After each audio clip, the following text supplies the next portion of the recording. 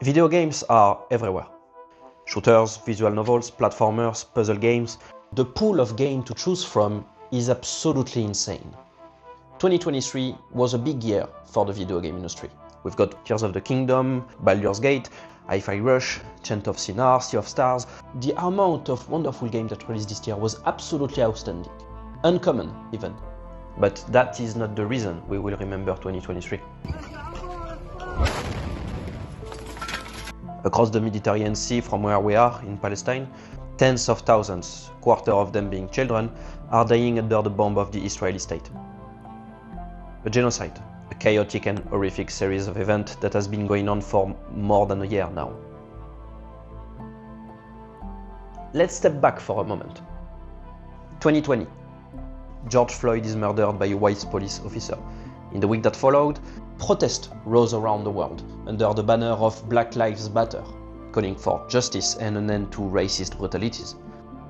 It did not take long for the game industry to rally under that banner. Millions were raised. Bethesda, Bungie, Ubisoft, Riot Games, Nintendo, Square Enix, Microsoft, the biggest studios, influencers, media and journalists stood up to denounce injustice. In 2022, Russia declares war to Ukraine, and very similarly, the big name of the industry showed their support, most notably Fortnite and Xbox, who fundraised more than $140 million to help those affected by the war. But those were not exceptional times. The game industry rallied in the past multiple times to help very different communities. And I was expecting kind of the same thing to happen with Gaza, but it didn't. For very long, far too long, it did not shake the industry as it should have. Wherever the story landed in the occidental world, it left nothing but a trail of silence. But why was that? What made this specific situation less important to stand for? Hospital bombed, famine, families torn apart, cities razed to the ground. Where was the support? Where had all of those caring people gone? This didn't make any sense, even more knowing that the game industry did rally for the cause back in 2021.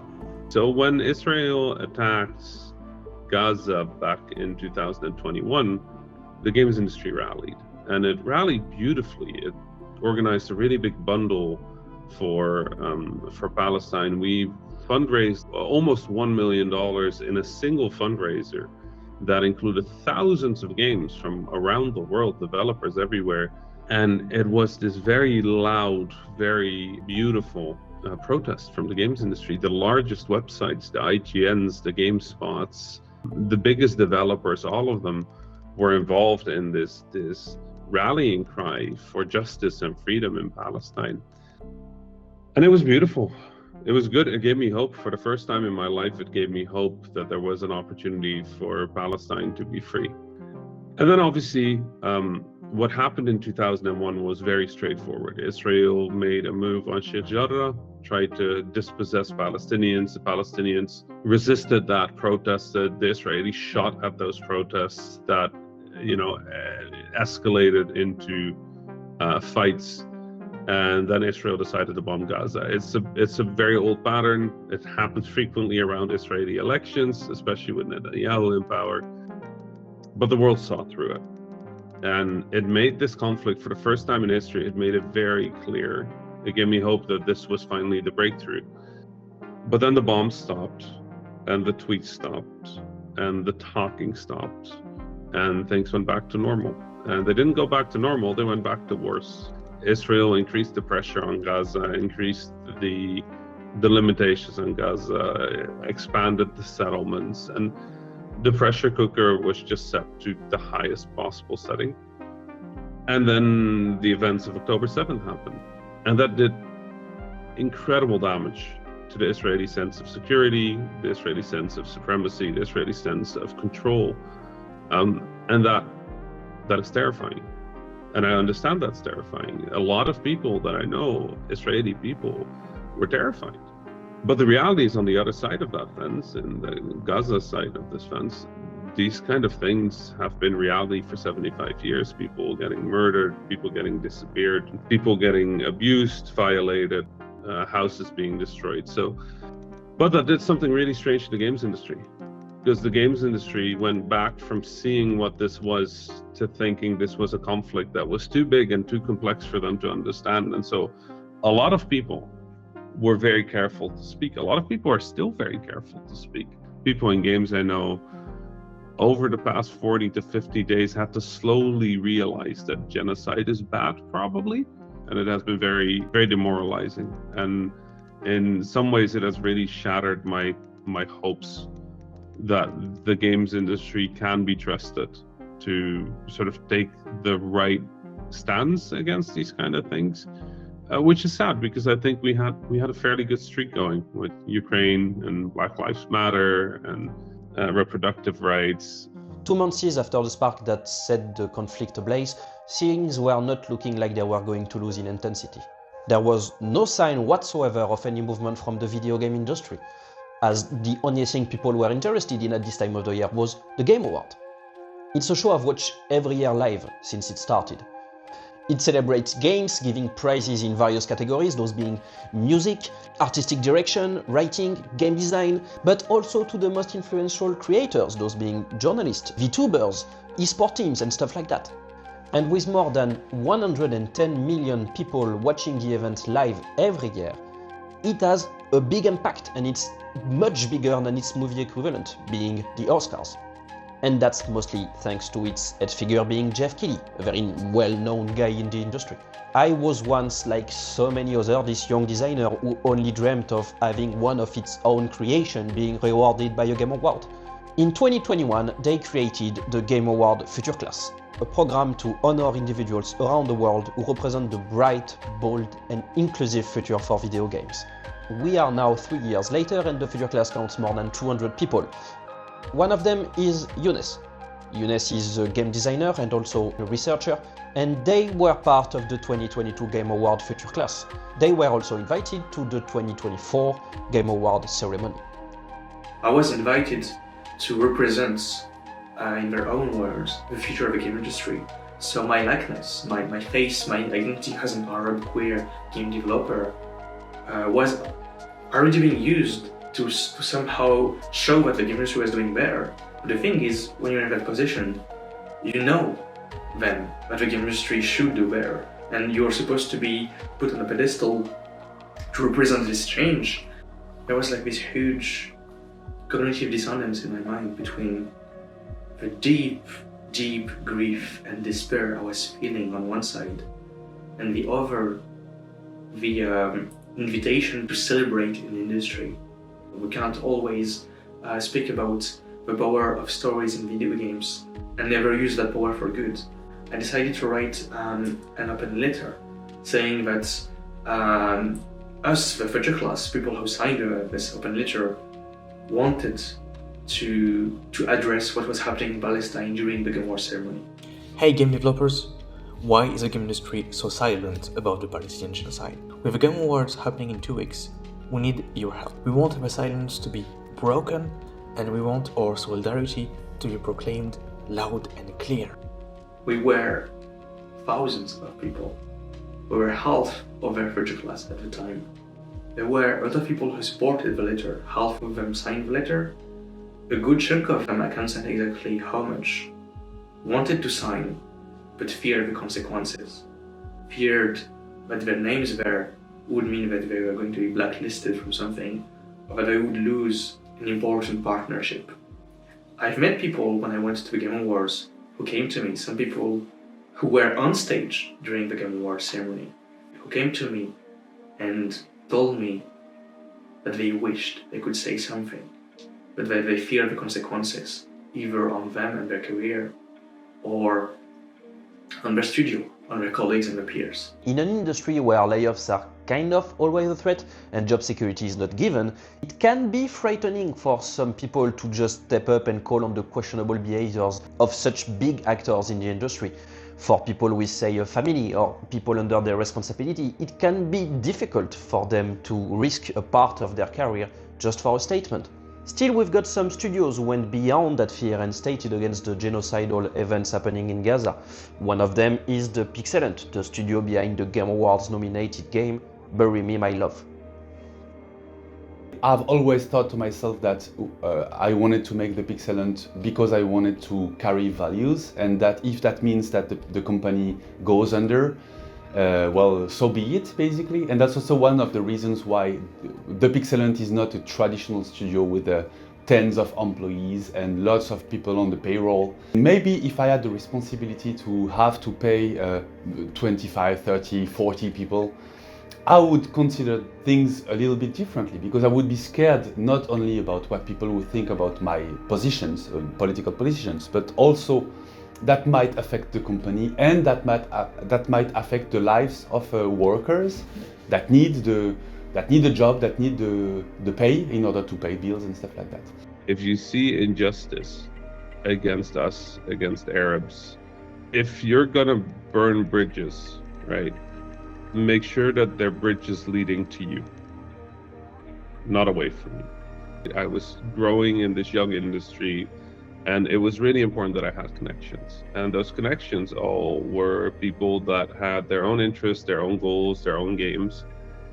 And it was important to me to not burn those bridges. So I was very careful. And I saw very few Arabs in games, so I didn't speak up much. I, for a very long time, thought I was one of the only ones, at least one of the only visible ones. And it took probably until 2015, 2016, when my work in game development around the world started getting recognized and I started winning awards for it, that I started to realize that some of those bridges had switched direction. I wasn't connecting to people because I needed those people, the people were connecting to me because they needed me. When I realized that, I realized now I had the certainty of being able to speak out without harming my career, which would ensure that I could speak out more in the future. I deeply believe in burning bridges for the cause, but I don't want to burn so many bridges that I can't participate in the cause anymore. I think that when you run a company, you have to have your priorities straight, and you have to live by them. And if your priorities are that you want to have a place in the cultural conversation, as we do, then you don't have any choice. You have to make to take those positions. I was afraid of what it meant for the game industry and for us to not do anything, to not being able to speak about these things. Saying we want the war to stop, we want innocent people who are being killed for the sake of being Palestinians to stop being killed, that should not, like, it's not even a question actually, that should not be a hard position to have. Around the same time was happening the Golden Joystick Awards, a British Game Award ceremony rewarding, among other categories, narrative design. And this category was to be presented this year by Meghna Giant, award-winning narrative designer whose work on the most famous game Sable and 30 Tweeters benefited some great attention among indie games. Without thinking of what others would think about the situation, she took the opportunity to address the situation and to call for a ceasefire. But her speech was censored and she was refused her speech. To stand against genocide should not be considered politically inappropriate, and my statement calling for a ceasefire is hardly radical. The initial script you sent over spoke about video game storytelling engaging our empathy and emotions, and my short statement asking my community to join me in calling for a ceasefire comes from a place of deep empathy, love, and steadfast conviction, joining the voices of Palestinians, Muslims, Arabs, Jewish people, who cannot and should never be conflated with the Zionist government of Israel, and people of conscience who stand against genocide and apartheid. I will say I was actually very surprised by their decision. What I sent to them and what I was planning to say was not remotely radical. It was a call to our shared humanity and for ceasefire. I don't think that I even called for an end to apartheid, an end to the occupation, or the liberation of Palestine, or even expressed support for the Palestinian freedom fighters. These are all, my political positions, to be honest. Not being able to say that something shouldn't be done means that you are strongly invited to normalize it. It was very sad to me that such a basic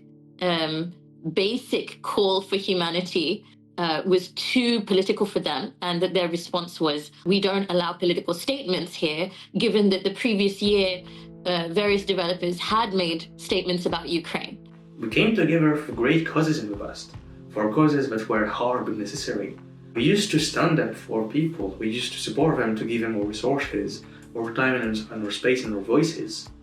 And the Palestinian people at that time didn't have a half, a percent of that whole mobilization. That letter, who was advocating for the most simple and basic human rights of an oppressed people that everybody recognizes to be going through a genocide right now, was not even... They didn't even reply.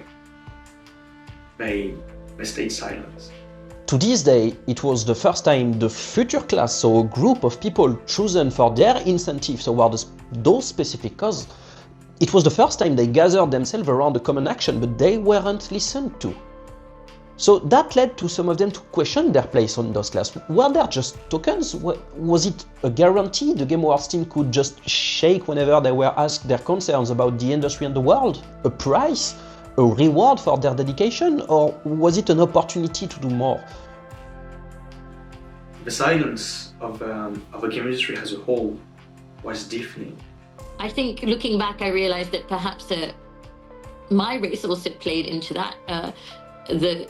Any statement by someone brown is perhaps inherently more political than a statement made by a white man. Our whole existence is political in a way. Our institutions are not kind to people like me, especially when they take a stance, when they want to criticize the way things are being done. I was accused of wanting to perpetrate violence against Israeli people, of being a terrorist, just be a good old recipe of Arabic equals terrorist thing. I'm used to it. I kind of grew up in this environment. I know that this was coming. I've seen that happens to many developers who took a stand. And for most of them, sometimes it was as simple as saying, hey, my family was murdered. Just a fact. I tried to give the people I knew in the industry, or people I could reach, one opportunity at least to stand out together to change things. That was the whole goal of Open Letter, actually. Was the Game Awards ceremony really the place for such statement? I mean, what's the link between politics and games? Are games even political? We got kind of confused on that, and we went to ask the question to Olin Nielsen, games academician and historian, to figure out what laid behind all that. There's multiple layers of stuff to unpack. The idea that games aren't political is nonsense. Chess is political. You know, as I said, Snakes and Ladders is a co-opted Indian game that came to us via the British Empire. You know, these things have political roots, and they have political content because everything has political content, because it's created by people, and people are subject to the context of their social and cultural, background and circumstances. A video game is a product. It's a piece of media that is produced by people. And those people, they have opinions, they have a vision of the world, they have ideas that through the creative process are induced in a way or another into their creations. My creativity is a contextual product. It's born from my situation and my cultural background, themselves being product of my education, my community, its values, the people in it. We as artists allow a part of ourselves to go out and to speak to others. And that's through that creative process that our ideals and thus political values are induced into our games. Yeah, so the idea that games aren't political is nonsense. Fiction is political. Literature is political. All this stuff is political. We all inherently know this. I want to be able to say that video games are culture. I want to be able to say that they are to be taken seriously as cultural goods, as things that are part of our lives, as things that shape us as human beings, as well as movies, comic books, novels, or any other art form really does. There is always a message behind everything.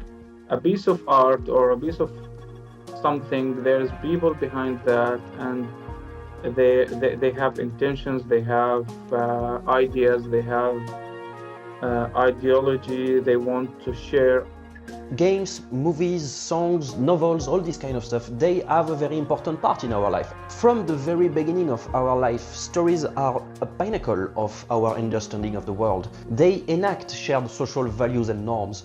The danger behind that is that media could participate in homogenizing ideals or beliefs by over-representing some or misrepresenting some others. This is one of the reasons why in France it is prohibited to show cigarettes in movies since 1991, if they were not to serve any artistic or narrative purpose. And in our games it can be seen in RPGs, for example, such as The Elder Scrolls, Assassin's Creed, Dark Souls, The Witcher, Elden Ring. Those games, they often perpetuate a Eurocentric medieval fantasy setting, where most of characters, architecture and cultural elements are rooted in Western European history and mythology. This dominance of Western-centric cultural values, they reinforce a narrow view of what a fantasy world should look like, overlooking tons of different traditions and cultures around the world. By continually presenting medieval Europe as the default setting for fantasy, those games may unintentionally marginalize rich mythologies, folklore from Africa, Asia, the Middle East, thus reinforcing a sense of cultural hierarchy, where Western history and aesthetics dominate. I think it discredits games as a medium to say that they're not political. When people talk about historical accuracy in games, what's happening is they're drawing a line. They're drawing a line between what they see as political and what isn't political. That in itself is a political act. If I was looking at, say, the early 20th century board game industry, and I came across all this stuff of some developers and board game fans saying that, well, these games aren't political, nothing would tell me more about their politics at that point. If you came across that in an archive, what a treasure trove of interpreting a cultural and social moment in time. People who say that they have an agenda for saying that, which is a political thing in and of itself. Or they just don't want to think about these things. People don't want to think about that. They just don't want to engage with that. They don't want people of color. They don't want women. They don't want anything they see as encroaching on their, whatever. And that's just the lines they draw for it. I see all these games, I'm looking at games from 19th century that are explicitly games about the British Empire. These are games that are promoting empire. They're promoting the engagement of middle-class children with empire and with identifying themselves by identifying the other. However, just looking at these games, I can't tell you if they succeeded at their aims. I can tell you, yes, this was the developer, the designer's aim with this thing. Without talking to the players, I can't tell you how impactful that was. But what we can say is that there is this larger cultural issues, and games were a part of that. And so it's about locating games as part of this broader ecosystem, not seeing them as these magic tools that can either destroy or create these wonderful things, but seeing them as part of this broader media and artistic landscape. I think that the video game industry and games industry at large doesn't want to really deal with. It wants to say that it has this cultural and social impact, but it doesn't want to say what are the responsibilities that come with having a social and cultural impact. To look at something is to love something. Why wouldn't you want to look at something with a deeper eye? For people who really do actually care about the medium and care about this industry, care about the people working in it, care about the people, the players and the people who engage with it, you have to ask these questions. And they're difficult and messy questions, but they're pretty essential, especially if you want to be taken seriously. If you don't take yourself seriously, how's anybody else going to do it? You can't have that pretension, you can't have that desire of recognition without taking an active part in the life of the city, without being a citizen. And if you're being a citizen, then even as a company, you don't really have any choice. You have to take stands on situations that are important to you and that you feel need people to speak up and companies to speak up and like every bodies of the society to speak up, to put pressure on the politics and to hopefully help get political solutions for the people who are dying, basically. I can't really separate my politics and my perspective from my work. And I would say it's been more advantageous for me because it means that the people who do reach out and want to work with me are ones that share my values in the world. And I totally understand that there are people who have to work on things that they don't necessarily believe in. I really think that as difficult as it might be to advocate for those things and to do that work, if that is really part of who you are and what makes you an artist and a designer and a creative. And I think, most of us didn't come into this games industry because we wanted to make money. Most of us came into this industry because we wanted to make art and we wanted to communicate with people and we felt like we had something to say. And I think it's so ridiculous to kind of tell any artist, just take out part of your soul and sell it and you'll be more successful. I think I get why so many people don't want to hear those kind of arguments. Games are supposed to be fun, they're supposed to free us from our daily struggles, to make us feel strong, loved, important. I mean, I play games because I want to spend some good quality time with my friends who live very far away. There is a time to ponder on the state of the world, but there is also a time where I just want to have fun.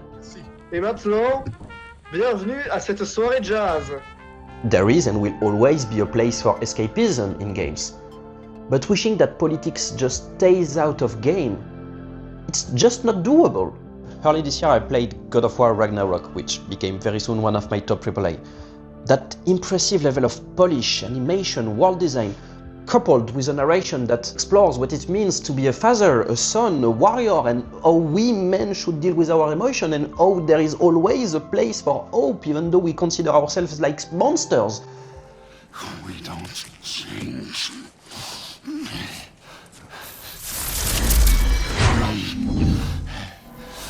Destroy us. No more. No more. For the sake of our children, we must be better. All that would not exist if the designer didn't put their ideals and their views of the world into their design. Truth is that politics, social norms, and our vision of the world is probably one of our best tools to make people relate and to speak to others. From the moment you decide to have a place in the world and have a place in the way people represent the world, then you have a responsibility to be extra careful in the way you represent the people in your game.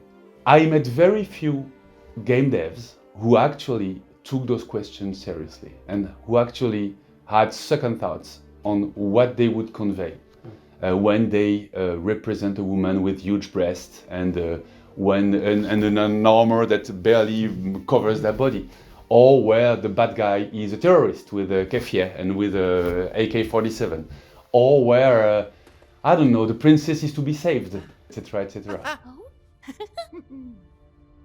The mechanics of the game itself are where the meaning of the game lies.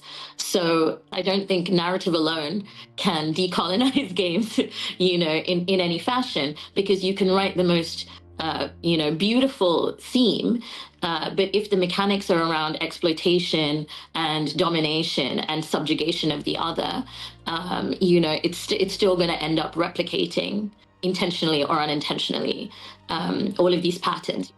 In most strategy games and city builders, your victory will often come with territory expansion, a race to outgrow your rivals. But this never-ending expansion is not questioned. Many games push the player towards rapid growth, leaving little room to consider sustainability challenges or resource management in the long term. Few games address that idea that resources are finite and that unchecked growth can lead to collapse. Most treat resources as either infinite or easily replenishable, sidestepping the complexity of real-world concerns. Players focus on acquiring more land, more power, more resources, without often considering the problems of overexploitation or ecological degradation. The one who expends the most and quickest tends to prevail, reinforcing the idea that having more is probably better. In the Splinter Cell series, you will score best when running unnoticed, which is extremely hard, but if you manage to go through the entire level without getting noticed, so without hurting any enemy, you will score the highest score possible. In opposition to that, killing an enemy in Sniper Elite 5 will earn you more points than knocking them out, which says something. From a game design perspective, it would make more sense to reward the player when they take more risk, so when they perform an action that is more complicated to do. But in that case, killing an enemy which is far simpler than knocking him out will reward you more points. Killing is the encouraged approach. But you need to keep this in mind. We are talking about a spectrum. Not every game falls on the extreme end of overt political messaging. The level of conscious or unconscious ideals embedded in a game can vary greatly. Tetris doesn't engage with complex themes like Citizen Sleeper, and that's perfectly fine. And the range of opinions expressed in games can also differ. All political views can be represented as long as they, don't promote hate and, like racism. A lot of people have the ability to engage with stuff they don't necessarily agree with. But there are definitely games where I can play this game and I can go, in some ways it does this thing well, in some ways it's really shit on this level. One of my first ever obsessions in game has been Monster Hunter Freedom Unite. I've spent countless hours killing monsters one after the others. Even though the franchise is still to this day the one I enjoy the most, I recognize that the narrative aspect of the game is deeply lacking. The design displays very little concerns on your ecological impact on the biosphere. It hides itself behind regulation, explaining that your work is definitely doing good for the ecosystem. When you are encouraged by the game to endlessly farm a monster again and again until you finally loot the extremely rare monster piece that will help you beat that very specific armor piece that will help you, killing other monsters, there is no reflection whatsoever on the ethical aspect of hunting. The rituals that may surround it, how the community might rely on it, or the threat of invasive species disrupting entire ecosystems. But it doesn't remove the fact that the combat system of the game is probably one of the best design I've ever seen. The thing that is important here is critical thinking. Pointing out the flaws of a game doesn't necessarily mean that it should be banned from existence. It is just a constructive critique that can help the medium go toward better art. If we have any interest in video games as an artistic medium, it has to grapple with these political issues. We want to fundamentally remake what is thought of as pleasurable. Can we not imagine anything other than killing people as part of the American war machine?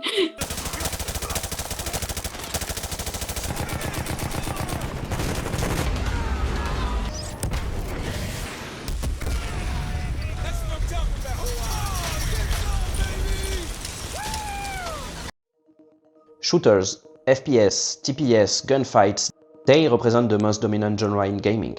At the time I'm writing this video, 65% of the top 250 most popular games on SteamDB are violent games. Over 40% of them include gun mechanics and 15% are dedicated war simulations. They are everywhere. Probably the most popular genre of games, gathering players from all different ages. But what makes this industry so infused with war? It's an industry that was, from its early days, heavily supported by the military complex. From the very early days of video game development, we really quickly realized that one of the easiest things to simulate on a computer is a line. And a line is very easily analogous to a bullet. Some of the first materials in which video games were developed before video game consoles existed were military equipment. It was way easier, for example, to make games that are about, shooting rockets from one space to another, because that was what the machine was designed for, than to make games where you can speak to someone, for example. And you had this strong structural bias where the hardware and this whole machine supported more specific kind of games.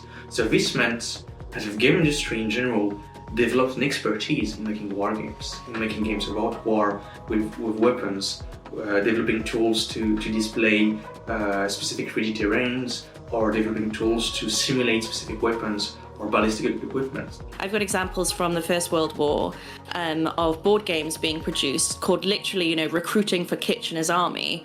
The game of Soldier Boy was another one where you followed a, journey from essentially a child that then ends in the trenches, which was depicted very unrealistically as green fields. Because of the lack of sources, at least currently, I don't know if there was direct military funding involved in those games.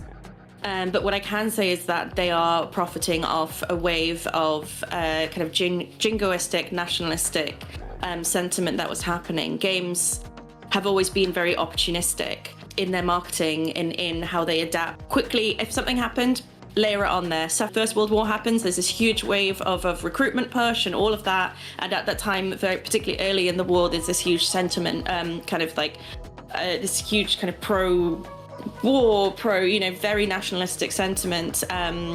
Boom, sticker, recruiting for Kitchener's Army. There were games companies that were made off selling these board games. The US military and some other defense departments in other countries have funded video games to be tools, mainly for training soldiers. It was a field where one of the main targets was the military. They made simulators to simulate cockpits of planes or military equipment and how to use them. They made war game scenarios to train soldiers so they can react correctly in specific scenarios. The Pentagon or the US Army is still a big investor in the video game space. They even sometimes command whole video games. We know there's a huge link between, for example, the Call of Duty series and some others, for which the Pentagon commanded give substantial amount of fundings to create these games, because they can be used for recruitment, or sometimes even justifying to the public why they are doing these wars. The line between the warfare industry and the game industry was and still is very thin. Now the America's Army also have their own video games, aptly named America's Army. And those games present clearly themselves as tools to inform, educate and recruit prospective soldiers. Those games were not made with fun in mind, they were made with a goal, the purpose of enlarging the US ranks. I remember when I started as a journalist 10 years ago now, if you went to most gaming expos, particularly the bigger ones, there would be a military recruitment stand. There would be an army stand there. There would be a stand for the British Army. And it was just not questioned. It was accepted. It was there. And it was always weird. Even just that presence, what is that saying? And particularly knowing how military recruitment works, which often is aimed at younger working class individuals, and thinking about the kind of audiences they're trying to reach. And just by having that connection to games and to play, that kind of blurring the boundary is really problematic. The USA are not the only one guilty of such methods. In France, it's the GIGN who also ventured into games. And in Great Britain, it was on Fortnite that the army laid its sight, with Operation Belong. When people think about it, they think of these really kind of, these hard, solid links of, direct funding, military funding for this thing. So like America's Army. So that's direct funding. So you'd say, okay, that thing funded that thing.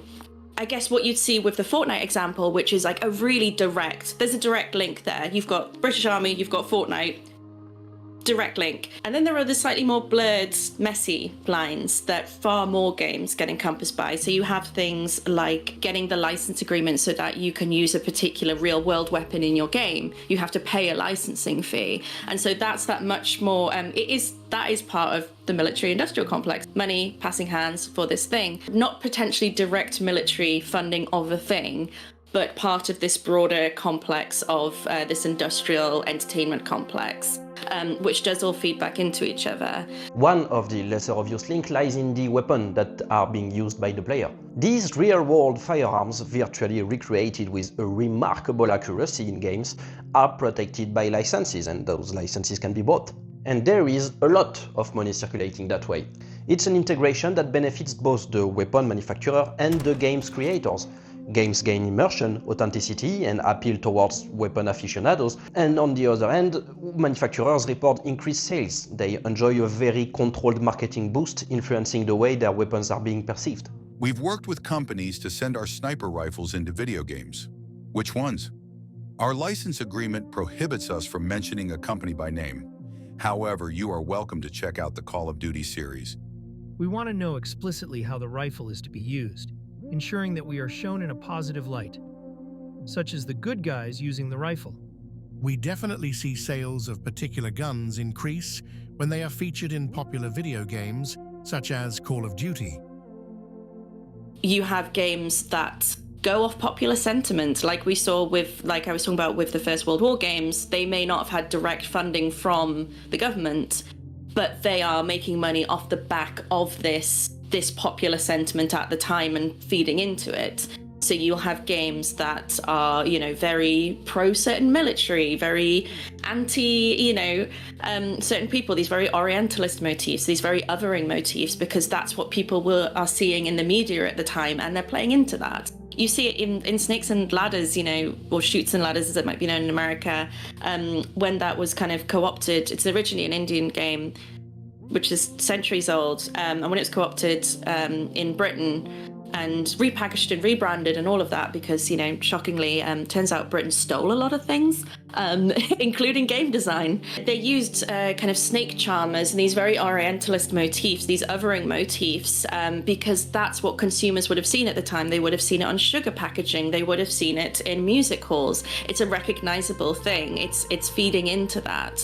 And I think we see that with video games, in that they are feeding into these popular perceptions, even if there's not a direct, money crossing hands, and even that can be blurry. And, as I said, with the kind of licensing and things like that, they feed into this broader military industrial and military entertainment complex. It's selling themselves, it's recruitment, it's blurring the reality and obfuscating the reality, and tapping into this idea of adventure and belonging and group dynamics and playfulness. If you are put in the foot of a soldier playing these stories, and it's described in this very romantic, epic way, it's a human journey. There's like a sense of challenge, and it's a game, it's fun, and there's good values in it, like honor and mastery. In these games, there's no way to lose the war. There's no way to die, really. All that happens is the time that you're playing the game may be delayed a bit. Maybe it takes a bit longer to get to the end point. There's failure and death are not actually a real, you're not putting your life on the line like you are actually in war. And if you join the military. These games or these stories never make you question why this war happens. War happens. Who benefits from them? And I think now with video games, this blurring's becoming even more prominent, particularly with the use of peripherals, in terms of using Xbox controllers and video game controllers to control drones and things like that. That's often the way they're selling themselves, of saying, hey, you're really good at Call of Duty or whatever. You can make money and have a career doing that by joining, XYZ. It's a very direct kind of link. It is, you saw it with the Fortnite thing, the word belonging. They are directly trying to hit at young people who are maybe disenfranchised, are from poorer background, are working class, Hispanic, Black people and women. And that's what they saw Twitch as a way of doing that, as to try and expand their recruitment. The backlash was very loud, and so they got rid of it very quickly. But yeah, this is not the first time that the military has used either video games or just games in general as recruitment tools. Yeah, that's been happening for decades, if not centuries. It goes also the other way. It's not always the US Army specifically commanding things to the industry.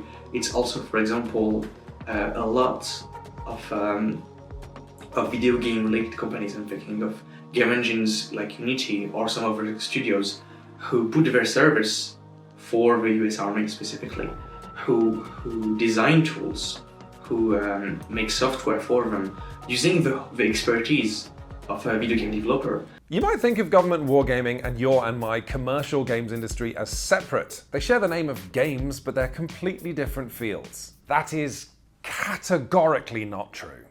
There is a big slice here where we cross over. It is here that you will find the reasons that professional wargaming will take an interest in hiring gamers, will look to take our innovations in tech, and also why our games have taken a lot of our innovations from war games. And why, if you are ethically opposed to some aspect of the practice of wargaming, you should figure that out right now, before you end up in a situation like the staff at game engine developer Unity, when in 2021 they were blindsided to discover their employer had signed contracts with the US's Department of Defense. Do you remember that story? We all shook our heads in disbelief.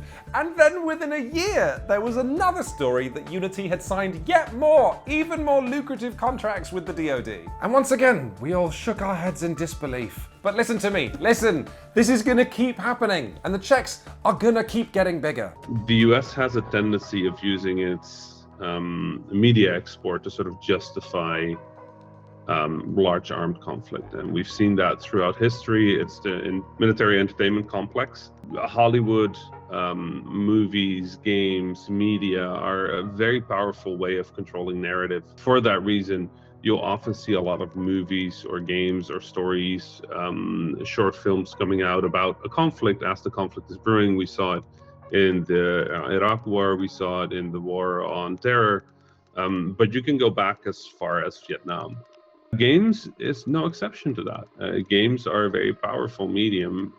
They allow people to really embed in a culture. They allow people to really embed in a role, to assume a role with agency, with choice, or at least with the illusion of choice, which is sort of where the magic of video games happen.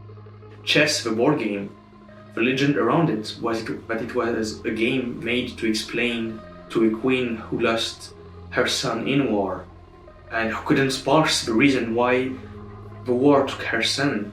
The legend is that chess was invented by one of the generals as a way to explain to the queen the rules of war and how sometimes losing people are inevitable. The USA has been actively working on legitimating the role of their army in many conflicts, and culture is one of the cornerstones of that work. Ghost Recon, the Call of Duty, the Sniper Elite, Wolfenstein, and so many more that portray American soldiers as those heroic defenders of freedom, democracy, and justice. They emphasize bravery, sacrifice, and righteousness. They very carefully paint a landscape that rubs up in the right way the soldier fantasy. Some games go the opposite direction, like Spec Ops The Line, who gave a shot at questioning interventionism. But those games are rare and too few to have an impact against the colossus that represent the biggest FPS on the market. So yes, it's an on-running, long-going thing. Video games are just the latest angle of this, but there's been a long blurring between play and war that has benefited both the military and games companies, both analog and digital. From there, it could have developed in many, many ways, and there were very interesting moments of using shooters. Deus Ex was this fascinating game where it's really a game about philosophy and your relationship to power, how you approach power, what you do with power, and it was all in the form of a shooter. But at some point, shooters went to these big spectacle games. We got the Call of Duties of the world, we got the Battlefields of the world. And what was sort of notable about them is that they need an enemy, because they wanted to be realistic shooters. And so very early on, the answer was kind of always the same. Let's shoot at the Nazis. And this was true for Wolfenstein, it was true for Call of Duty, it was true for Medal of Honor. We needed something that was so dehumanized that you could shoot it without triggering a lot of moral panic about shooting people in games. But also without people feeling bad about shooting lots of people in games. So demons, Nazis, zombies, those were kind of like the big categories. And at some point, the games industry decided that there were additional groups that would count as dehumanized enough that you could shoot them. And that really started with Operation Desert Storm, which was a game set during the Kuwait War where you shot lots of Arabs. And these were Arabs that were speaking Arabic, that were screaming Arabic, and that would say things like Allahu Akbar, which means Allah is the greatest. It's a very common sort of like expression in Arabic, but it started to get this scary dimension through its consistent use in media, connecting it to bombers or shooters. But if you spend a lot of time shooting at people that look like my Egyptian friends, you might start to believe that my Egyptian friends are not as human as you are. Why would I play a lot of games where I look like my Dutch friends and I shoot at people that look like my Arab friends? And then why isn't there a game that works the other way around? Why isn't there a game where I play people that look like my Arab friends and I shoot at people that look like my white friends. Like, I got really used to the one. I should probably be able to get used to the other as well, right? But those games just didn't exist. And I started to wonder what that was. I started to wonder why that happened. Why was I playing a lot of games about colonizing the world, but not really about resisting colonization? Why was I playing a lot of games with mummy stereotypes, but not a lot of games with US stereotypes? Why was I playing a lot of games that were about the history of Europe? But if I was playing about, any other culture, it would be satire, or it would be Tropico, or it would be something like that. There is a real double standard happening in culture regarding the representation of the Western world and the Middle East. Books, movies, literature have long been guilty of perpetuating this bias, but games are no exception. This distinction, this Western lens on what is the East, the place it should have and what it should mean, is known as Orientalism. Orientalism is a discourse created to dominate, a way of seeing the world, of categorizing the world between the West and the East. It's the separation between two groups, where you have like the rational people on one side who have technological power, who are enlightened in a way, who have science, and the others are the opposite of that. They are decadent, they are savage, they are more primitive in a way, they are exotic and mysterious, they are more connected to nature. And it's this kind of like fantasy about other people and a way to group them all together into this big fictional place or fictional lands and cultures that is called the East or the Orient. Has all ideologies or worldviews. It's a whole concept, a whole discourse that is built on stories or on ideas. And these ideas and stories, they can take a form of academic publishings, of essays, but it also takes a form of media, of paintings, of theater, of stories, of literature, and also of video games.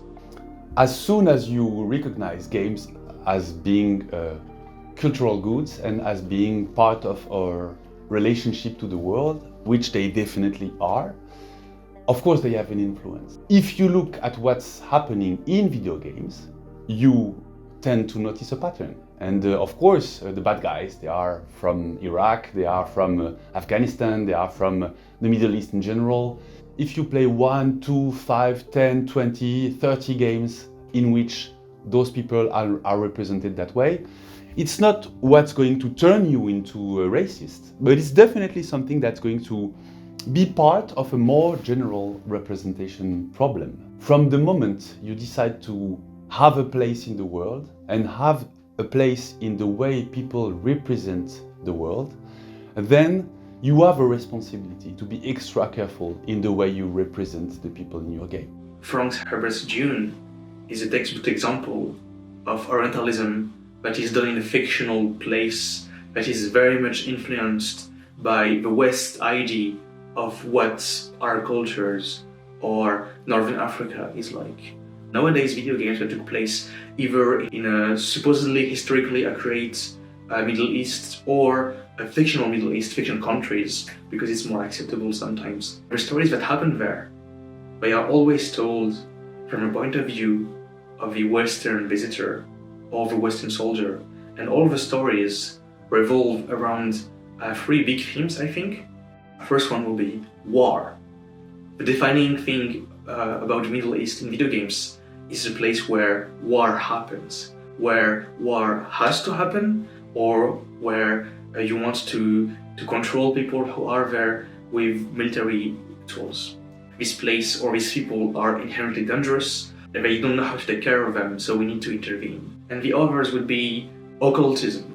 This kind of like more mythical games or more mythical stories would be magical things, but in a very inauthentic way, mixing old Egyptian mythology with modern myths in Northern Africa, and not taking the care to understand really the cultures there. It's a blank canvas upon which the West projects its own fantasies. And one of the other aspects would be, I guess, sexualization.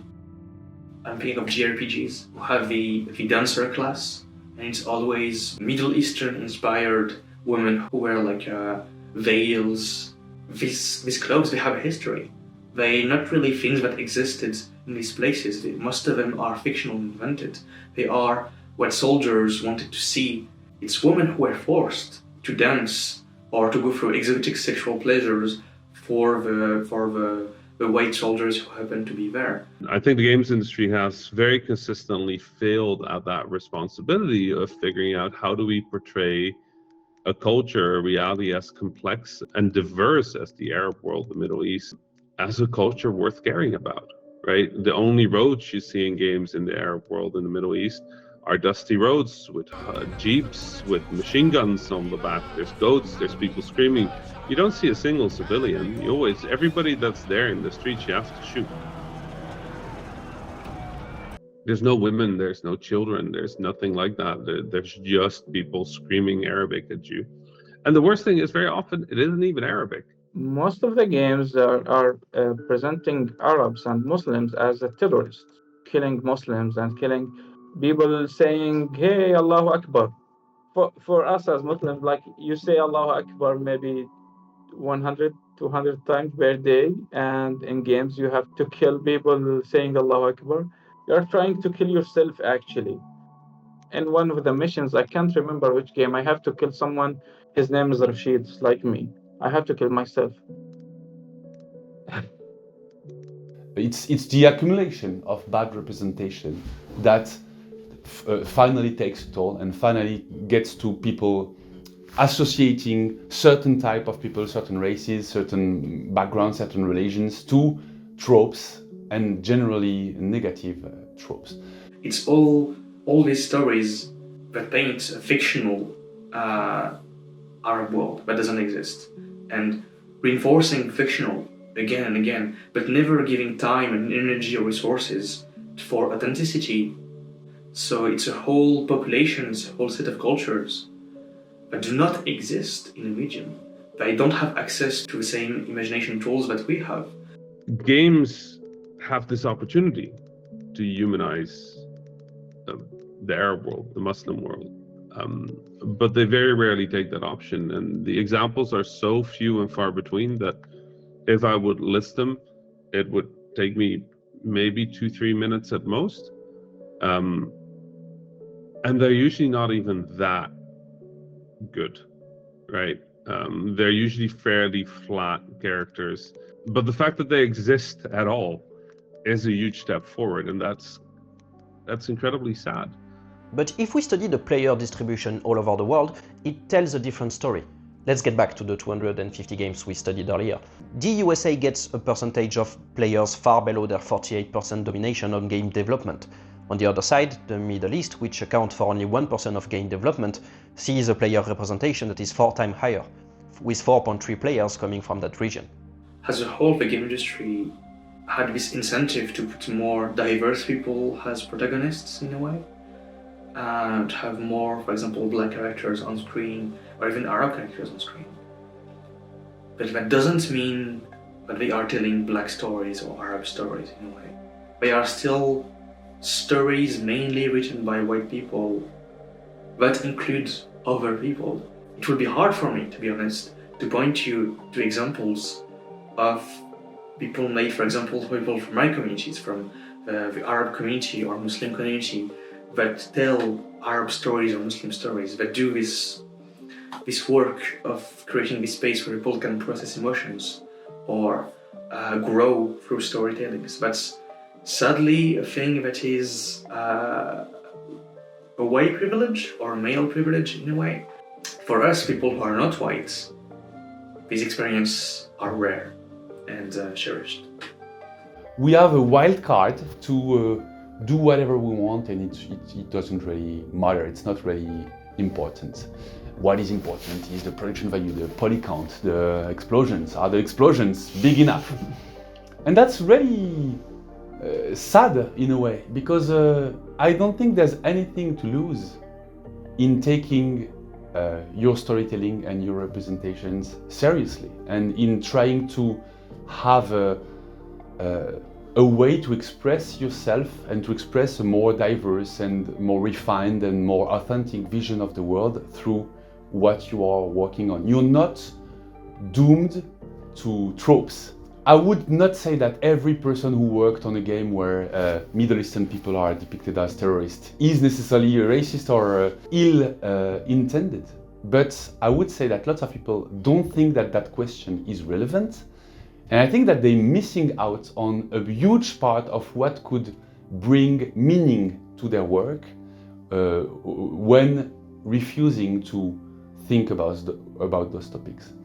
And some are plain racist and they just want to be assholes, and those, I say, fuck off. Get your racism out of my games.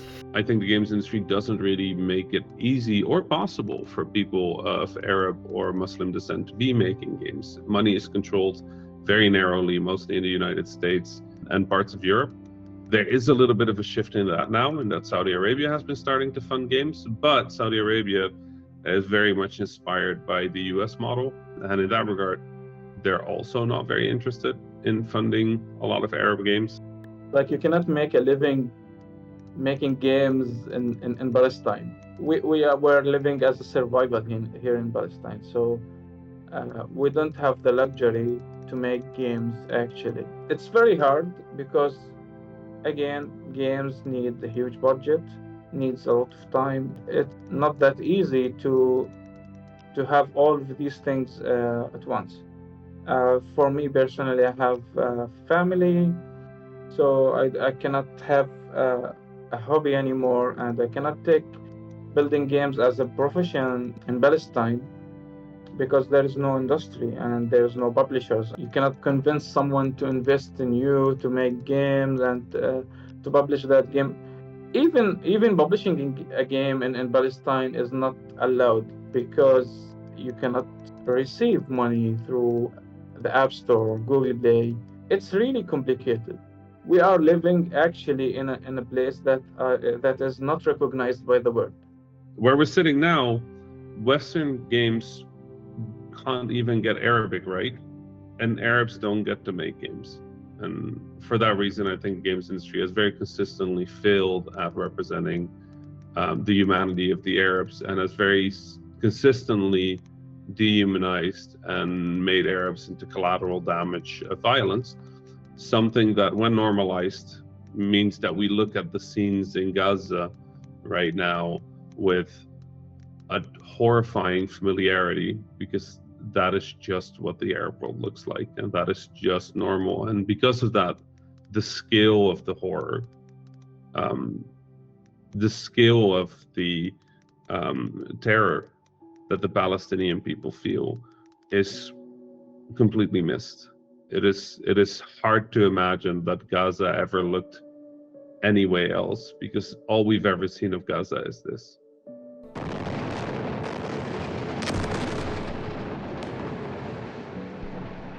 كان تم استهداف بيوت حوالينا بدون سابق انذار، كانت تم قصفها فوق رؤوس ساكنيها.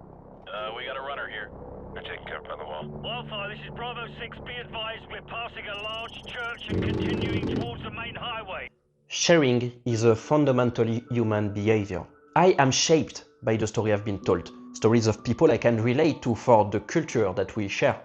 But to have this very basic right to connect with people like yourself and to understand them, to have this right be struck down by people who feel threatened for their space to be removed from them because of a few games that are already being submerged in a sea of Western's title, it's devastating.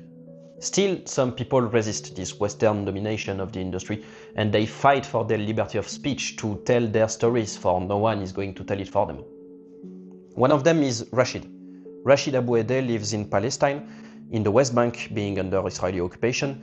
A few years back, after the Israeli attacks of 2011, he decided to dedicate his free time, risking great deals in the process, in creating Layla and the Shadow of War, a poetic experience reflecting the story of the families living in Gaza during the events of 2011. Many kids were killed, many civilians were killed, almost 3,000 to 4,000. Seeing the mainstream media was awful for me. It is always talking about the Israeli side, and there is an absolute absence about the Palestinian story. These feelings were taking over my brain and my well-being. So I wanted to do something.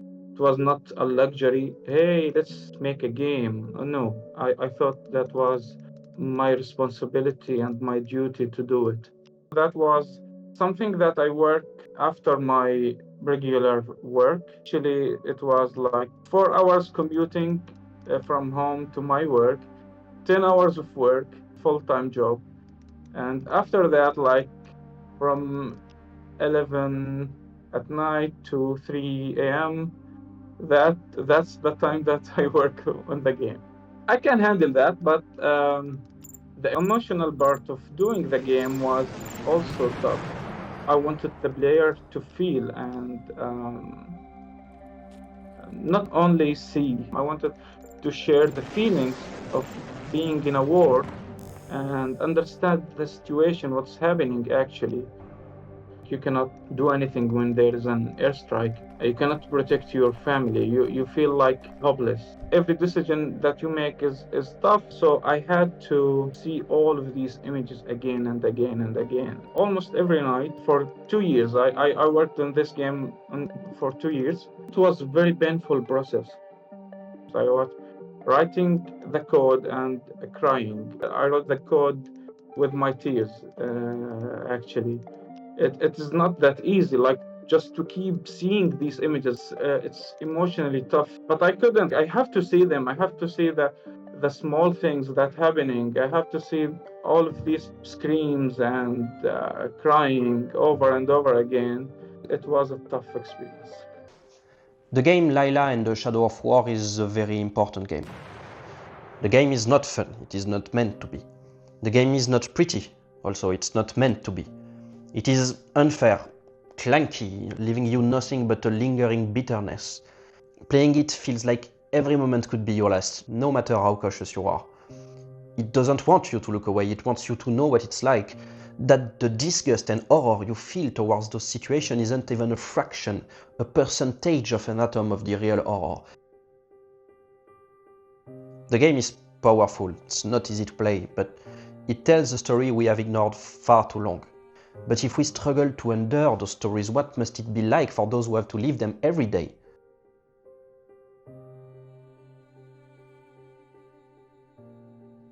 It's a really harsh conflict to be an activist in, because there is so much misinformation that any information that you do get, you want to make sure you get absolutely right. And that means watching videos of dead people, of children that are missing limbs, of hospitals that are getting evacuated,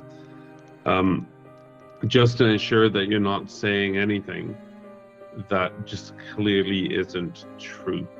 That's been really hard.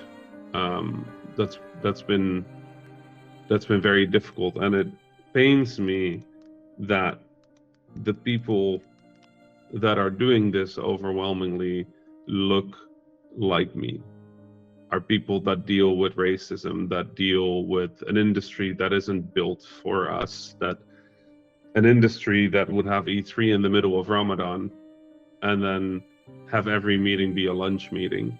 An industry that creates games about shooting my peers, and the most they'll do effort to representing the Arab people is improving the physics of our ragdolls when you blow us up. That it is up to us as vulnerable, marginalized people in the industry to speak up about our own destruction.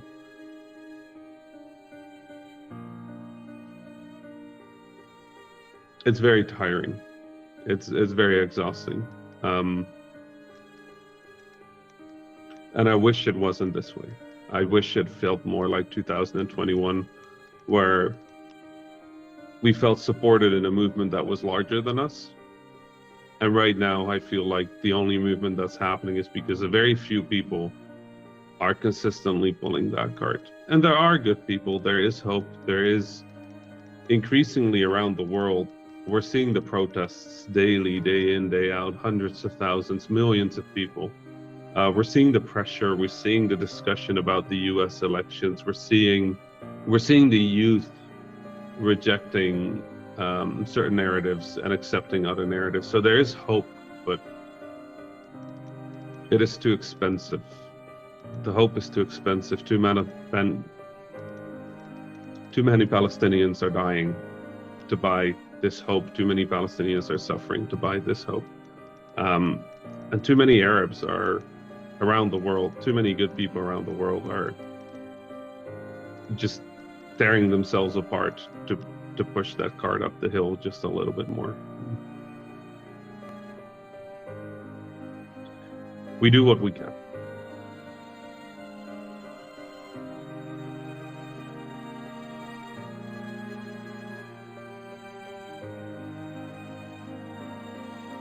It was hard to listen to all that.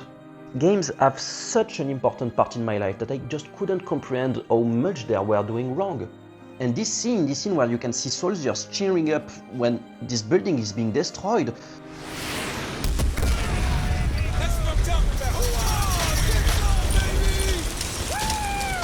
This scene drove me nuts.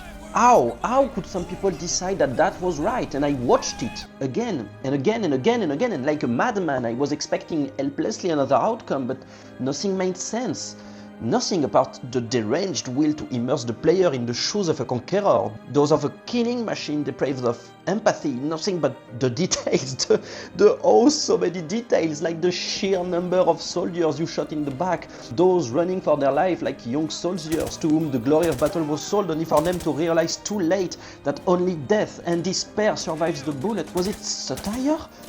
Was it meant for me to feel that anger? And I kept looking at the comment section, and all I could see was how so many felt the power coming out of the mission, but very few questioned it. All of those details, they were given energy, attention, care, and this scene is no exception. Writers, animators, designers went by it, and they decided that this building being destroyed would not mean the horror of what's necessary in war, but boom, the building.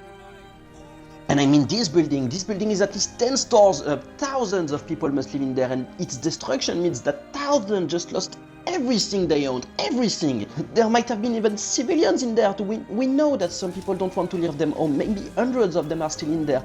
That's not trivial, but we are so used to see that. It doesn't mean anything to us, it's just concrete. And it made me so angry, to realize that I've played this game, but I didn't have any memory of that scene. It didn't strike me at the time because I couldn't care less. Because I was used to see that. I knew that it was all I knew about war. It meant nothing to me. And I was probably cheering like them.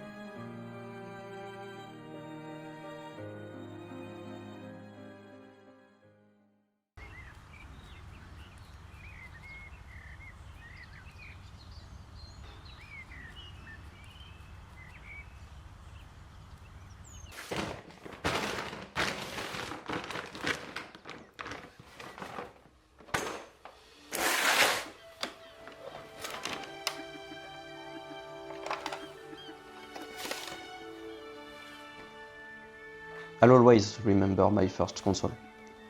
A box the size of my head. It was my oxygen when I was a child.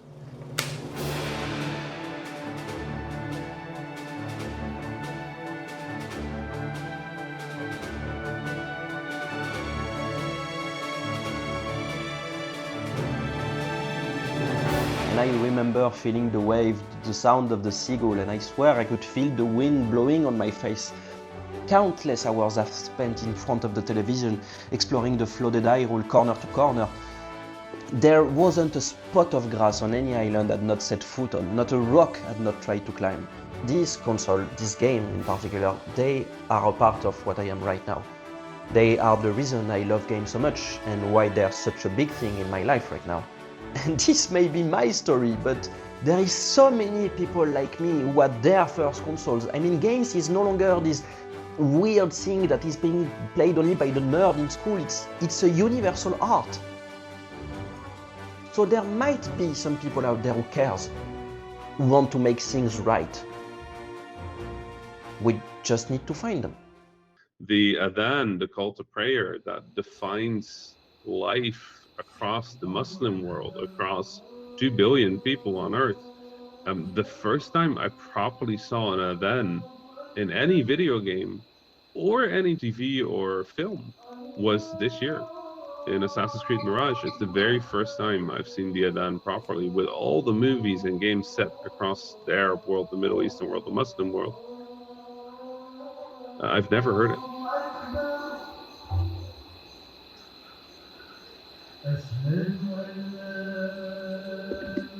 I wanted to know more about Assassin's Creed Mirage. I've actually worked at Ubisoft for a few years, and Assassin's Creed is probably one of the games I played the most when I was a child. And what's interesting in there is that Mirage was not only recognized for its world building, but also because its creation led to a real world exhibition through a collaboration with the Arab World Institute in Paris. Alors, dans un premier temps, Ubisoft nous a contactés quand ils étaient en phase d'élaboration du jeu Mirage, qui est un des opus d'Assassin's Creed. Ils travaillaient sur Bagdad et ils nous ont contactés pour savoir si on voulait mettre en place un partenariat pour pouvoir mettre en valeur la collection à l'intérieur du jeu lui-même, dans la partie qui s'appelle History of Baghdad et qui donc permet aux joueurs d'avoir des renseignements historiques sur l'environnement dans lequel il évolue. 3 objets de la collection sont entrés dans le jeu par ce biais. Cette exposition a pour but de montrer comment chez Ubisoft on se préoccupe d'histoire pour mettre en place les décors dans lesquels le jeu va prendre place, et puis pour nous comment la démarche en fait d'Ubisoft correspond à ce que pourraient faire des historiens ou des historiens de l'art comme nous sommes, dans l'idée de vouloir faire revivre ou reconstituer une ville qui a été d'une splendeur inouïe sans doute entre le 9e et le 13e siècle, mais qui a été complètement détruite au milieu du XIIIe siècle. Nous, c'est notre travail au quotidien, en fait, de donner à voir au public qui vient à l'Institut du monde arabe toute la diversité et la complexité du monde arabe.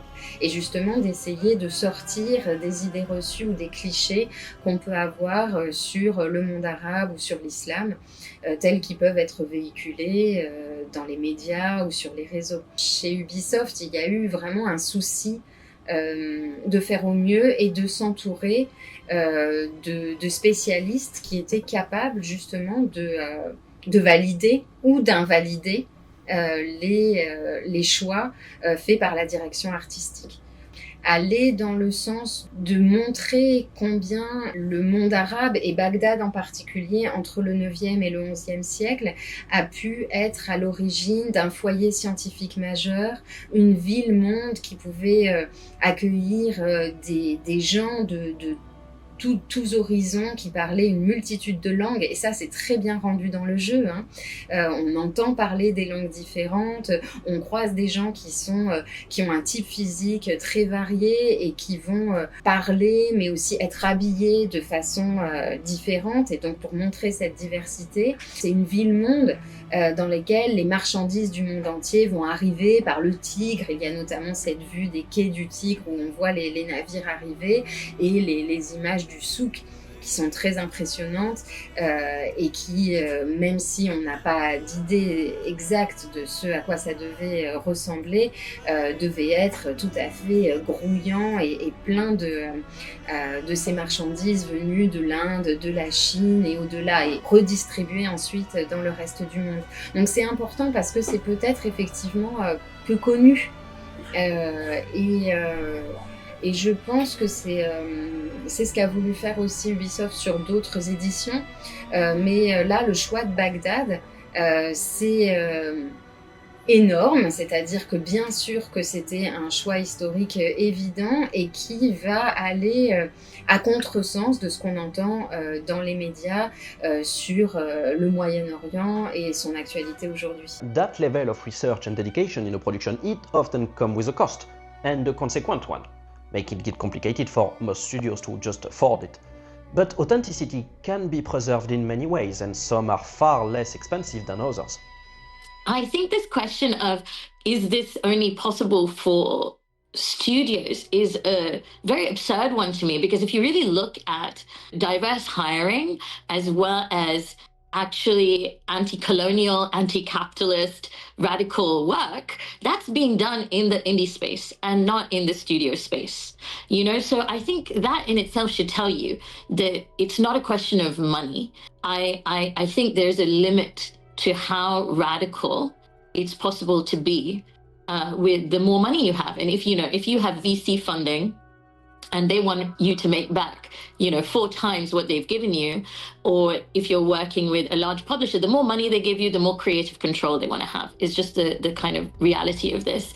And especially because there's not a lot of precedent, because the work that has come before that's successful is largely white, it's largely imperialist, it's full of colonial tropes, it reifies capitalism in all of these ways. So you don't have the ability to kind of compare to other things and say, look, this worked over here, or we can build on this.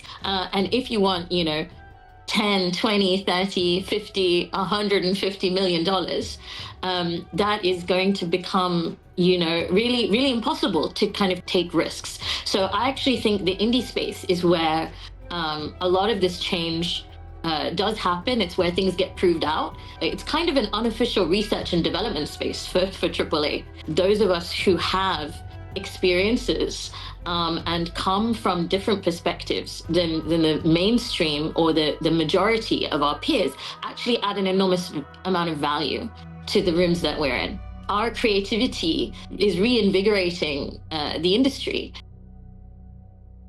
Accountability and authenticity is not just a question of money. It requires production principle and also thoughts ahead. Like you would plan for a tool to support for a very complicated design system, you would need to have those problematics in mind before writing your story or before designing your characters. This is what the team behind Bury Me My Love, a game about a Syrian refugee escaping a country, did when creating the game. I wanted to try to do something that would pay respect to the situation of the people who face those hardships. I bumped into an article in French newspaper Le Monde that was called The Journey of a Syrian Migrant as Told by WhatsApp Conversations. And it was about a young woman named Dana who left Syria and tried to reach Germany. And she texted her family back and forth while she was attempting the journey. It was both very close to home because she used WhatsApp to talk to her family, cracking jokes, telling mundane stuff, and it made it feel very easy to instantly connect with her.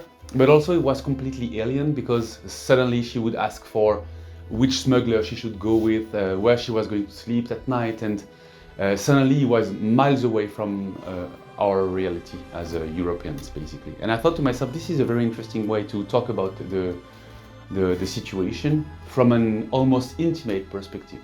And Dana almost instantly accepted to help us. She accepted to help us to write a story that would be as believable as possible and as genuine as possible. So that's why I thought we could do something that would be truthful to the situation of those people. Being from a media background, I saw every day how the migrant situation was depicted in the press, on TV and stuff like that. They would show crowds of people like packing at borders and faceless people, images shot by drone, so that you could only see a sea of human beings but learn almost nothing about their personal hardships and situations. And we would discuss figure, we would discuss who should take how many migrants between France, Germany or other European countries. But very, very often the human factor behind those stories was completely disregarded. If we do that in the form of a video game that can address a completely different audience than the audience that reads the press or watch TV, and if we go through that lane to actually want to care about how those people feel in their daily life during those journeys, we could maybe bring something to the table to the discussion. As a human being, I am touched and moved by those stories, and if I can have the resources and the energy to transform that emotions that I feel in something creative and that can actually tell the stories to a wider audience, then we should do so, because that's the very reason why we created the Pixel Hunt to begin with. I didn't make it in order to be a militant. I didn't make it because I wanted absolutely to convince people. I made it because I thought those were important stories to tell. And of course, I hope that bringing that to the table would help people have a more diverse views on those topics. But my point is, our main goal was to tell those stories to the widest audience possible. It wasn't specifically to change people's mind. I'm not saying we are journalists, because we are not. Bury Me My Love is a fiction, and Noor, the character in the game, doesn't exist. She's actually a mix of tens or even hundreds of different testimonies from different people, from different backgrounds.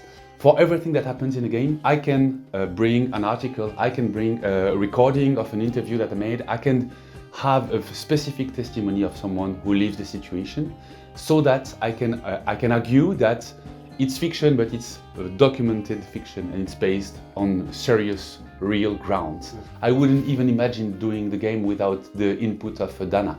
Dana reread everything that we wrote, and she corrected us, and she brought details to our attention that we would probably have overlooked. And that's her authenticity, because she lived that experience firsthand, was also hopefully part of why people connected with the story.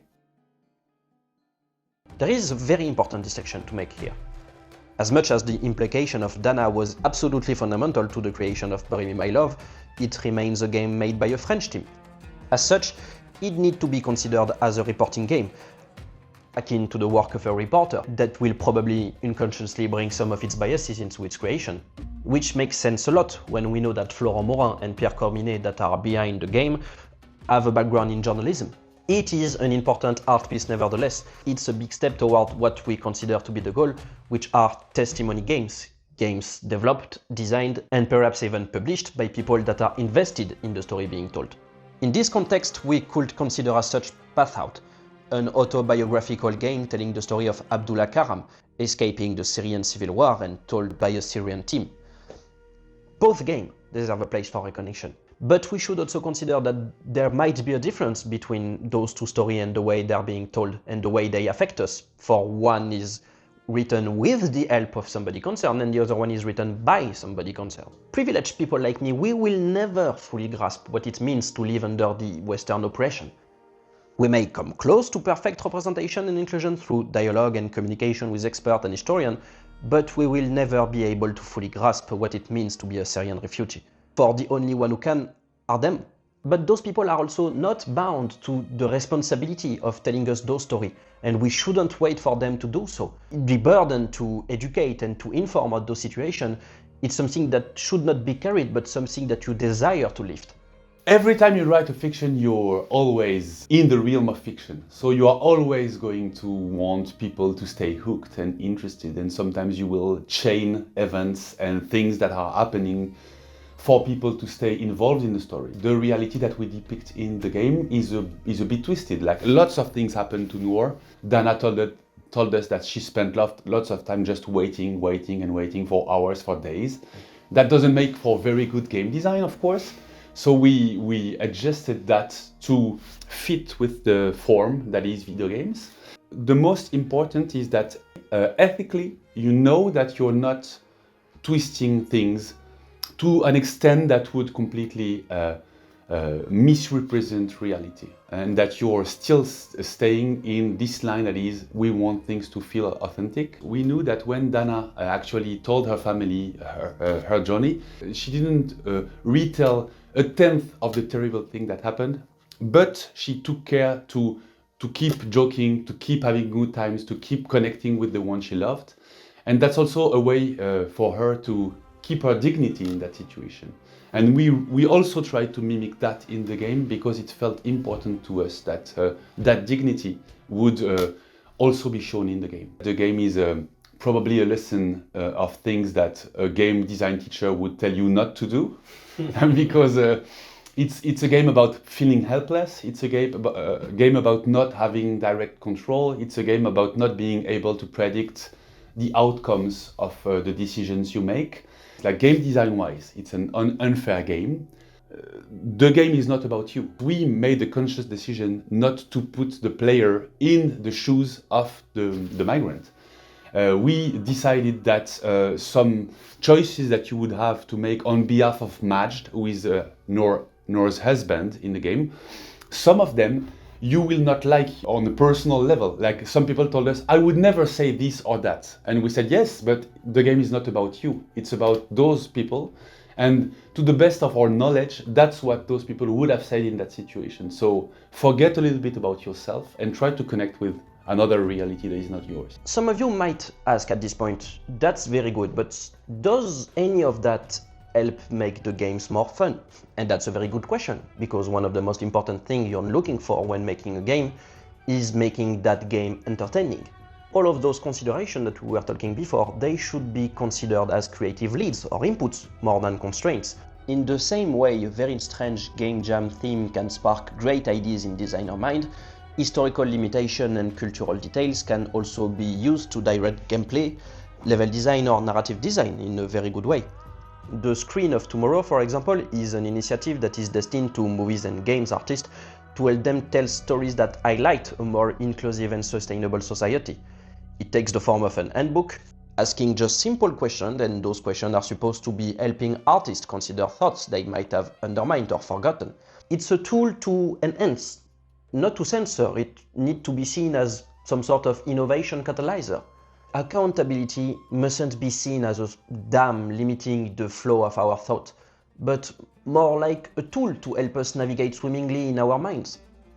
Il faut bien avoir en tête, et ça je pense que tous les concepteurs de jeux l'ont en tête, c'est le gameplay, quoi. C'est-à-dire que quand même il faut jouer, et que le point de départ c'est quand même le jeu. Même si on veut être très précis sur le monde dans lequel on va faire évoluer le joueur, l'idée c'est quand même qu'il joue. Le jeu va toujours primer en fait. Et par exemple là, le parcours, c'est-à-dire au sens le fait de sauter d'endroit en endroit qui était une des formes essentielles du jeu d'Assassin's Creed à ses débuts est vraiment revenu au centre. Et là, l'architecture a servi aussi ce parcours, c'est-à-dire que du coup, l'architecture est mise au service de cette façon de jouer. There are more than 3 billion players in the world. The reach we have with our games is just absolutely enormous, with some of our games reaching millions of players.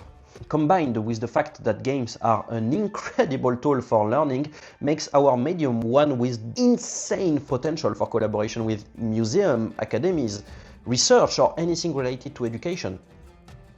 We are stepping on a ground that is so fertile for growing stories to educate on the Arab world, the Chinese world or anything, but we are not using that power yet.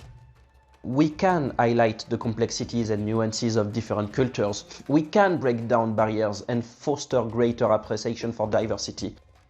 We could be that spark to get people to seek more, that match that lights the fire of curiosity. Si on prend simplement Assassin's Creed, vu le nombre de boîtes de jeux qui sont vendues quand sort une édition, c'est évident que ça touche beaucoup plus de monde que ne peut l'espérer même l'exposition la plus vue de l'Institut du monde arabe. Donc évidemment, c'est pas la même échelle. C'est un pont, c'est-à-dire le jeu vidéo, il va donner un goût, je dirais, peut-être aux joueurs. Il va sensibiliser les joueurs à un monde, il va les faire évoluer dans un monde qui va finir par leur devenir familier.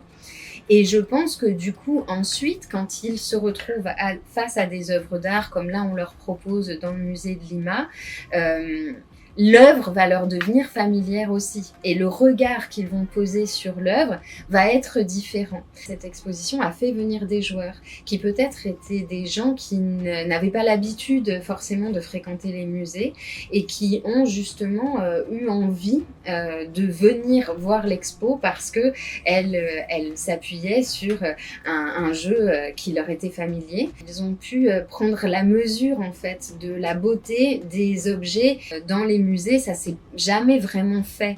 Et il y a une frilosité par rapport aux jeux vidéo qui a longtemps été considéré comme quelque chose qui ne pouvait pas être à égalité culturellement, n'avait pas forcément sa place dans un musée. Et nous, on pense que oui, parce qu'on pense que justement c'est quelque chose qui peut permettre à des gens, d'une part à des gens qui aiment le jeu vidéo et qui sont éloignés peut-être des musées, ce qui n'est pas le cas de tous les les joueurs d'entrer dans les musées et de regarder des objets, et d'autre part à des gens qui fréquentent énormément les musées et qui ne connaissent pas les jeux vidéo et qui ont peut-être des idées préconçues sur ce que sont les jeux vidéo, de se rendre compte de tout le travail et de tout ce qui est mis en œuvre pour arriver à une précision comme celle qu'on voit dans Assassin's Creed Mirage. Et c'est justement très important de faire dialoguer ces mondes culturels qui paraissent éloignés et qui en fait ne le sont pas. For Mediumware, the beauty is that everybody can read video games, right? It doesn't matter what language you speak, what your heritage is, what your culture is. If you put a ball on the ground and you kick it towards somebody, they will kick it back, right? No language needed. And because of that, games are incredibly potent and powerful in that play, the act of playing is so human that you don't need to translate, no matter what culture people are from. And I think that's one of the most beautiful things about games. Games have been around since the dawn of human existence. They always had an important part in our life, and they are stronger than ever. They are as much a part of our history than, let's say, writing or music. Essentially, games are kind of examples of human design and artistry in much the same way that physical monuments are. So I think in that sense, it can definitely be considered as monuments. There are many good examples of this, but in this context, I think an interesting example would be Layla in the Shadows of War, because that's a game made by a Palestinian software engineer in a very specific historical context. It was made in 2014, reflecting on current events, specifically Israeli airstrikes that the developer had seen. That game is kind of an expression of kind of the historical context in which it was made, but also the personal kind of history of the developer as well. And another example was actually in Roblox. The game was made specifically to allow young people to protest against the Palestinian genocide. What was happening is that essentially young people couldn't go out and protest like in the real world, so they were creating a space for themselves to be able to do that and kind of express their beliefs. So I think those are two kind of like relevant and sort of interesting examples. Games can be a place of protestation, of freedom of speech. This media that is interactable, easily accessible and endlessly shareable, when colliding with freedom fighters and creative minds, it can lead to wonderful creations. One of them is the Uncensored Library, an online server within Minecraft that is placed to the creation of a gigantic library filled to the brim with censored papers and articles. I'm Yulia Berezovskaya. I run Granny.ru, which is blocked in Russia. My name is Nguyen Van Dai. I am a news broker from Vietnam. I was sentenced 15 years in prison. Benim adım Hatice Cengiz. Cemal Kaşıkçı'nın nişanlısıyım. It is a place to celebrate freedom of speech, willing to grant access to media otherwise unreachable in some countries. It's a true testimony to the diversity of opinion and independent information. This is a wonderful demonstration of what games can do. Minecraft is one of the most played games in the world, and it is known and loved by so many. To be able to harness that power for good and create such an impressive and powerful place is absolutely remarkable. Dünyadaki bütün insanların özgürce bilgiye ulaşmasını istiyorum. The only real way of fighting censorship is sharing and spreading what is being censored. One other example is the Virtual Illés initiative. This is a 3D virtual recreation of the Old Jerusalem. It is based on the Illés relief, a 1:500 scale model of the city of Jerusalem built before the Israeli occupation, being one of the last testimony of places which nearly disappeared from all maps. The original art piece is nowadays strictly controlled by Israel, making it even harder to access. But this project aims to freeze in digital stone what the city looked like using video game techniques, to educate on its history and to restore free access to a testimony of the past that some wish to erase. It brings down the barriers that may be distance and culture control for people to learn more about the city. Another example I did have, Temple of Bel, which was in the Syrian city of Palmyra. which was destroyed in 2015 by terrorists. And so the idea around that was is there a way of kind of like recreating that in Minecraft? So there's certainly been kind of projects kind of like looking at sort of like digitally recreating spaces, especially as a way of starting conversations around the destruction of heritage. So even if it's about sort of starting a conversation, I think that can be really valuable. The Palestinian struggle is stronger than it has ever been, and it's not going to calm very soon. As game creators, we have the power to help. A small one, but an important one. Our medium is incredibly versatile, and every level of it may use the help. At the very least, what we owe the Palestinian people is open solidarity. For me, I also found it very difficult to kind of accept this, people kind of message me to say, oh, you're very brave. Thank you for taking a stand. But what is bravery in the world right now? And what is risk in the world right now? The risk that I take professionally is so limited and marginal. By calling even these small actions of solidarity brave or courageous, it's actually a way of saying, oh, I can't do that. Oh, it's too scary. It's difficult. It's truly not. I would say to my fellow game devs, break the silence around Palestine. I think that's the least we really owe our own kind of shared humanity, because I do think that what is happening in Palestine is a wound to the collective human soul. How can we as game devs support the idea of Palestinian liberation? So how can we, workers of a video industry, how can we, the press, the academicians, even the hobbyists, how can we use our skills in the realm of making, talking, designing, developing games? How can we use all of that to support Palestinians? The games industry has a long history of being a fairly progressive people in the way they look at things, and that makes sense, right? They're people that are usually hyper specialized in something really complex. They are artists, which are creative people that are usually very open-minded towards the world. They are programmers, logical people that look at systems, that are smart, that are curious. They have the musician, which are very empathic people. We have, no matter where in the games industry you look, you'll find overwhelmingly progressive people. And it's not because they're choosing to be progressive or they're forced to be progressive. It's just sort of like the nature of the job, this multidisciplinary, this very international caliber of work that makes that people are exposed to the world, to people. So many of our skills, they are in the realm of design. It could be graphic design, it can be ergonomic design, it could be rhetorical design, designing games that can persuade. There are ways to share the stories of Palestinians that can be done via movies, that can be done via stories, and stories can be games. We couldn't, for example, make games about Palestinian stories. The game industry has a huge reach. It's bigger than the music industry. We are one of the biggest medium on earth right now, with the biggest audience, meaning we can reach people.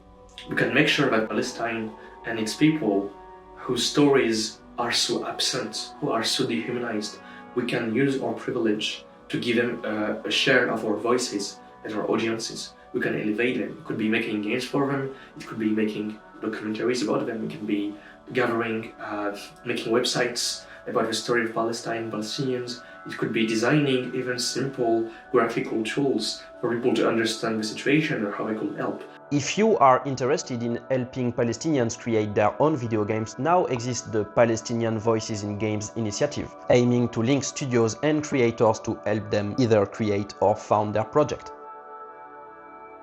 I know we're not the arbiter of these things, but as one of the most powerful cultural media on earth, I do think we have a responsibility to try. The Palestinian story is not shared enough, and this is one of the things that we need to improve, we need to work on, because when you share it, you cannot hide facts. When people see things, they change their mind actually. The Palestinian struggle is also a broader struggle. Colonialism and imperialism and dehumanization against humanity.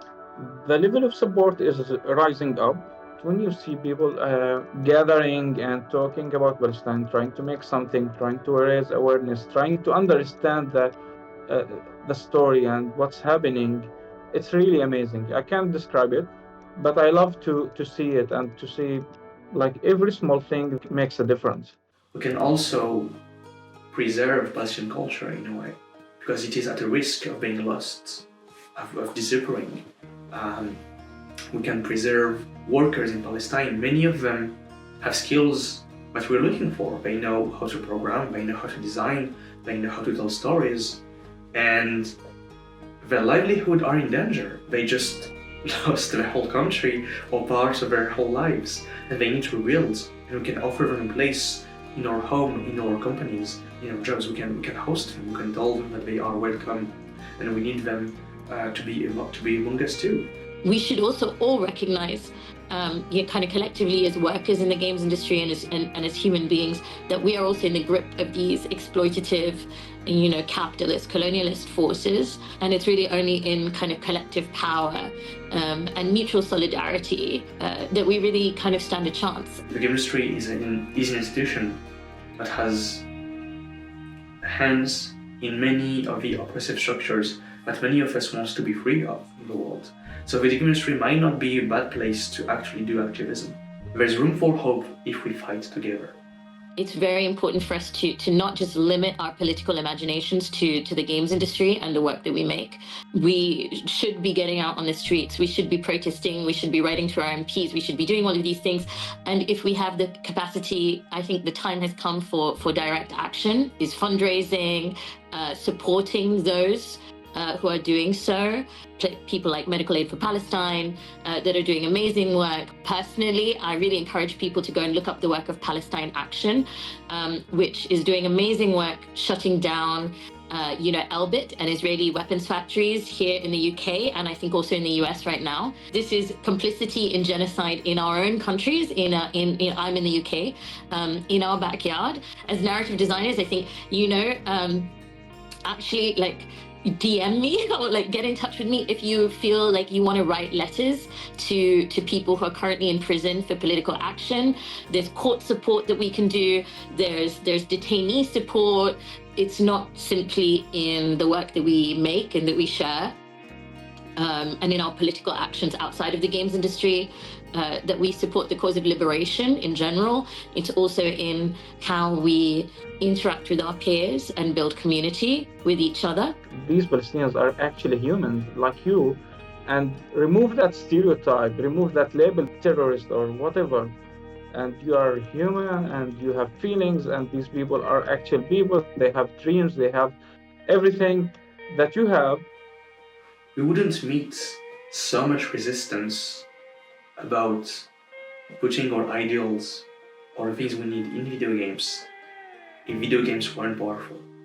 We have tremendous influential power, but I think we need to learn how to yield it for the greater good, for people who have been deprived of their own lives, voices, and humanity. I think we have a duty to do this.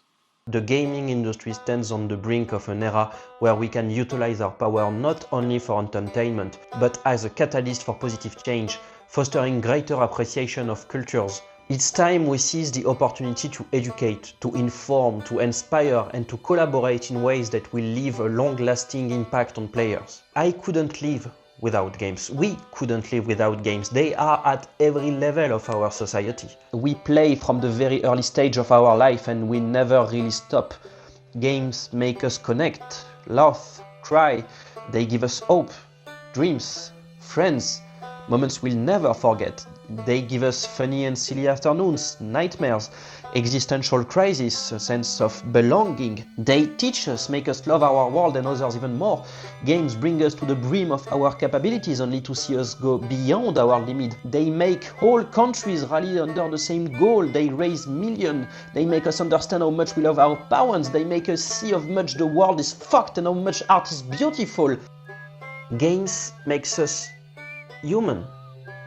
I want people to understand that games can go far beyond the simple idea of entertaining, and why that is not incompatible with the idea of standing up for the right causes. I want everyone to realize that if they want to be a part of the people who desire a more inclusive and respectful industry, they are people who care. You are not alone. There will always be people fighting for that, and we will never stop fighting for it to happen. Games are beautiful, mesmerizing, transcending. They can help heal the world. I believe that. I truly believe that. I want to believe that. So get your ass up like so many did. We are the new generation. We are the people that will make this world change. It's time for the people who have been the loudest for so long to try and learn to listen.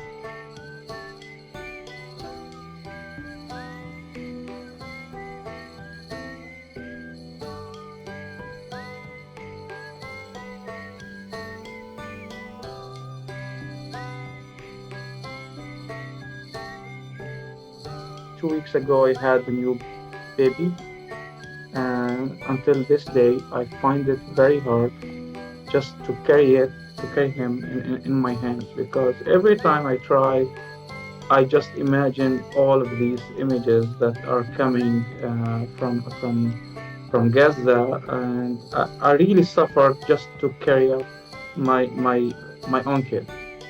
It's very hard. It's very painful, and we really need to do anything and everything we could to stop this. I'm not sure how, but everything matters. Every voice really helps. Every protest helps. This is at least the things that we can do right now. We can stop this. We can change this. So let's do it.